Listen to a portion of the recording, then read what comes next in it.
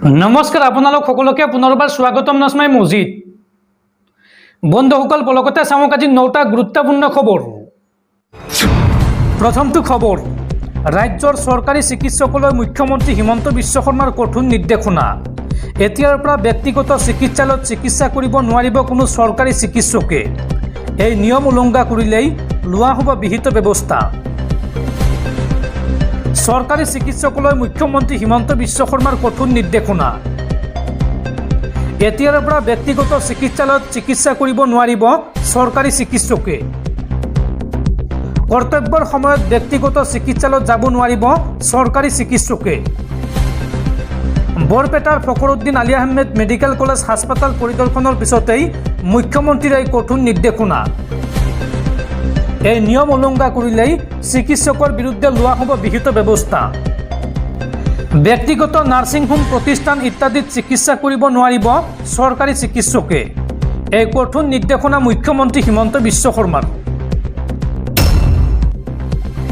পৰৱৰ্তী খবৰ, আজিৰ পৰা দেশত বলবৎ হ'ব 3খনকৈ কঠোৰ আইন। প্ৰযোজ্য হ'ব ন্যায় সংহিতা, নাগৰিক সুৰক্ষা সংহিতা আৰু সাক্ষ্য আইন। কি আছে এই নতুন আইনত চাওঁ আহক। আজিৰ পৰা দেশত বলবৎ হ'ব 3খনকৈ কঠোৰ ফৌজদাৰী আইন। কি থাকিব বা কি আছে এই নতুন আইনত চাওঁ আহক। দেশত অন্ত পৰিব IPC আৰু CRPC। প্ৰযোজ্য হ'ব ন্যায় সংহিতা, নাগৰিক সংহিতা আৰু সাক্ষ্য আইন। নতুন আইন অনুসৰি গণহত্যাত জড়িত অপৰাধীক দিয়া হ'ব ফাঁচী। কিশোৰী ধৰ্ষণত জড়িত অপৰাধীক যাৱজ্জীৱন কাৰাদণ্ডৰ শাস্তি দিয়া হ'ব। দলবদ্ধ ধৰ্ষণত থাকিব মৃত্যুদণ্ডৰ শাস্তি। আৰু লগতে আৰক্ষীয়ে দিব লাগিব গ্ৰেপ্তাৰ কৰাৰ তথ্য। অৰ্থাৎ কাৰোবাক বা কোনো ব্যক্তিক আৰক্ষীয়ে গ্ৰেপ্তাৰ কৰিলে তাৰ তথ্য পৰিয়ালক দিব লাগিব আৰক্ষীয়ে। আৰু সন্ত্ৰাসবাদক লৈও দেশত বলবৎ হ'ব কঠোৰ আইন। মানৱ অধিকাৰৰ নামত এতিয়াৰ পৰা সন্ত্ৰাসবাদীক দিব নোৱাৰিব নিৰাপত্তা। নতুন আইন মৰ্মে ৰাজদ্ৰোহৰ পৰিৱৰ্তে থাকিব দেশদ্ৰোহ আইন। প্ৰযোজ্য নহ'ব হিট এণ্ড ৰাণত আৰোপ কৰা শাস্তি। সাময়িকভাৱে কেন্দ্ৰীয় চৰকাৰে স্থগিত ৰাখিলে 106ৰ 2 ধাৰাটো। পৰৱৰ্তী খবৰ, সাৱধান ৰাজ্যবাসী, ৰাজ্যত পুনৰ বতৰৰ ল'ব কালডুব। অহা 4 জুলাইলৈকে ৰাজ্যত হ'ব ধাৰাসাৰ বৰষুণ। আৰু এই সন্দৰ্ভত ৰাজ্যজুৰি ৰেড এলাৰ্ট জাৰি বতৰ বিজ্ঞান কেন্দ্ৰৰ। আগন্তুক কেইবাদিনলৈকে সাৱধান হওক ৰাজ্যবাসী। ৰাজ্যৰ কেইবাখনো জিলালৈ বতৰ বিজ্ঞান কেন্দ্ৰৰ ৰেড এলাৰ্ট জাৰি। অহা 4 জুলাই পৰ্যন্ত ৰাজ্যৰ সকলো জিলাতে জাৰি কৰা হৈছে এলাৰ্ট। অৰ্থাৎ সমগ্ৰ ৰাজ্যৰ সকলো জিলাতে কম বেছি পৰিমাণে বৰষুণৰ সম্ভাৱনা আছে 4 জুলাইলৈকে। এই কথা জনাইছে বতৰ বিজ্ঞান কেন্দ্ৰই। দৰ্শকসকল, আৰু বহুতো গুৰুত্বপূৰ্ণ খবৰ আছে। তাৰ আগতে আপোনাক জনাওঁ যে যদি আপুনি এতিয়ালৈকে এইটো ভিডিঅ'ত লাইক কৰা নাই তেন্তে এতিয়াই ভিডিঅ'টোত লাইক কৰি দিয়ক। আৰু এনেকুৱা ধৰণৰ ভিডিঅ'সমূহ নিতৌ চাবলৈ চেনেলটো ছাবস্ক্ৰাইব কৰি কাষত থকা বেল আইকনটো প্ৰেছ কৰি ৰাখক। পৰৱৰ্তী খবৰ, বিৰাট কোহলি, ৰোহিত শৰ্মাৰ পাছত এইবাৰ নৱপ্ৰজন্মৰ বাবে মঞ্চ এৰিলে ৰবীন্দ্ৰ জাদেজাই। বিশ্বকাপ জয়ৰ এদিন পিছতে T20 ফৰ্মেটৰ পৰা অৱসৰ ঘোষণা কৰিলে ক্ৰিকেটাৰ ৰবীন্দ্ৰ জাদেজাই।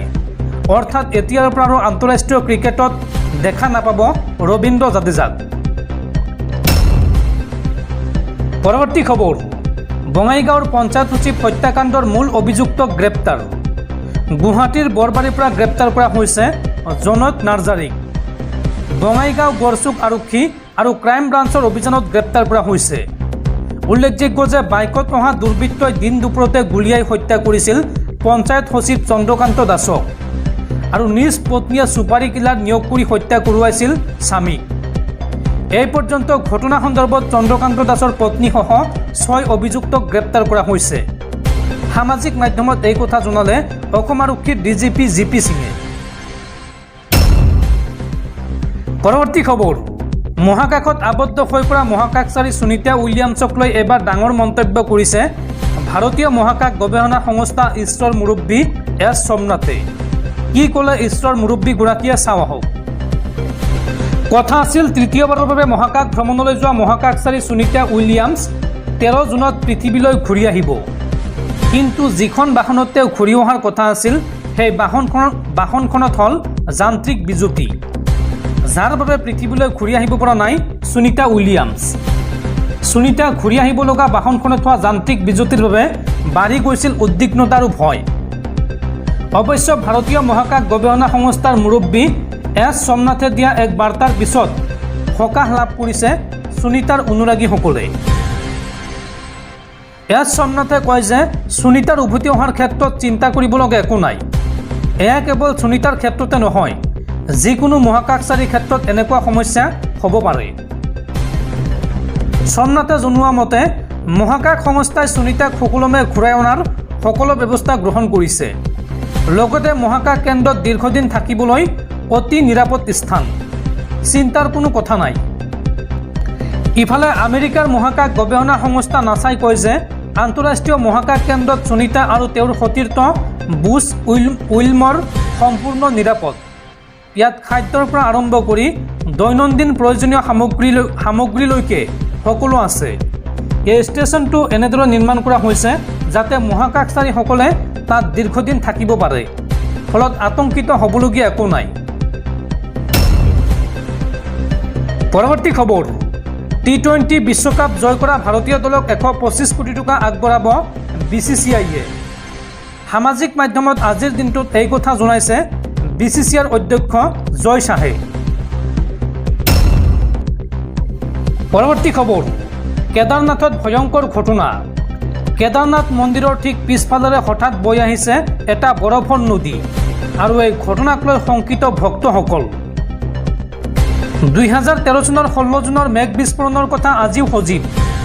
খহি পৰিছিল কেদাৰনাথসহ উত্তৰাখণ্ডৰ এটা বৃহৎ অংশ। 3800 মিটাৰ উচ্চতাত অৱস্থিত হিমবাহ খহি পৰিছিল। মন্দাকিনী নদীয়েদি বৈ আহিছিল সেই হিমবাহৰ গলা পানী। সেই বিপৰ্যয়ৰ 11 বছৰ সম্পূৰ্ণ হৈছে। দেওবাৰে আকৌ এবাৰ সেই বিপৰ্যয়ৰ পুনৰাবৃত্তি হ'ব পাৰে বুলি ভয় খাইছে এতিয়া বহু সংখ্যক ভক্তই। কাৰণ কেদাৰনাথ ধাম মন্দিৰৰ ঠিক পিছফালে নামি আহিছে হিমবাহ। পাহাৰৰ পৰা হঠাৎ ফাটি খহি পৰিছে হিমবাহ। সেই হিমবাহ গলিলেই আকৌ বান আহিব বুলি ভয় খাইছে এতিয়া প্ৰায় সংখ্যক ভক্তই। কেদাৰনাথৰ ওপৰত থকা গান্ধী সৰোবৰৰ ওপৰৰ পৰা বৈ আহিছে বৰফৰ নদী। অৱশ্য বৰ্তমানলৈকে কোনো দুৰ্ঘটনাৰ খবৰ অহা নাই, সম্পত্তিৰো কোনো ক্ষয়ক্ষতি হোৱা নাই। পুৱাৰ ভাগত হিমবাহ খহি অহা দেখি উশাহ ছুটি হৈ আহিছিল বহু ভক্তৰ।